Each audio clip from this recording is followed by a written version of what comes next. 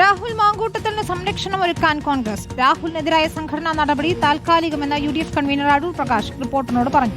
എന്നാൽ രാഹുലിന് സംരക്ഷണം നൽകുന്നതിൽ കോൺഗ്രസിൽ ഭിന്നതയും രൂക്ഷമാണ്. ലൈംഗികാരോപണം നേരിടുന്ന രാഹുൽ മാങ്കൂട്ടത്തിൽ MLAക്ക് കവചമൊരുക്കാൻ തീരുമാനിച്ചു കോൺഗ്രസ്.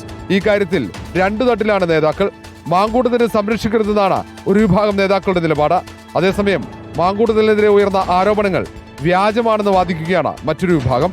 പാർട്ടി തലത്തിൽ അന്വേഷണം നടത്തി ക്ലീൻ ചിറ്റ് നൽകാനാണ് നീക്കം. കാര്യങ്ങൾ അന്വേഷണം നടത്തി എന്തെങ്കിലുമൊക്കെ കാര്യങ്ങൾ പുറത്തു വന്നു കഴിഞ്ഞാൽ അതിൻ്റെ സത്യസ്ഥിതി നിജസ്ഥിതി എന്താ എന്നതിനെക്കുറിച്ച് കാര്യങ്ങൾ പുറത്തു വന്നു കഴിഞ്ഞാൽ ഈ കാര്യങ്ങളൊക്കെ കെട്ടടങ്ങും.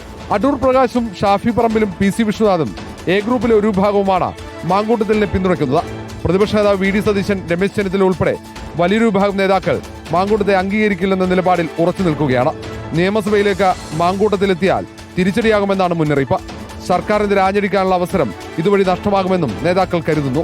ഈ കാര്യത്തിൽ AICC സംഘടനാ ചുമതലയുള്ള ജനറൽ സെക്രട്ടറി KC വേണുഗോപാലിന്റെ നിലപാട് നിർണായകമാകും. റിപ്പോർട്ടർ, തിരുവനന്തപുരം.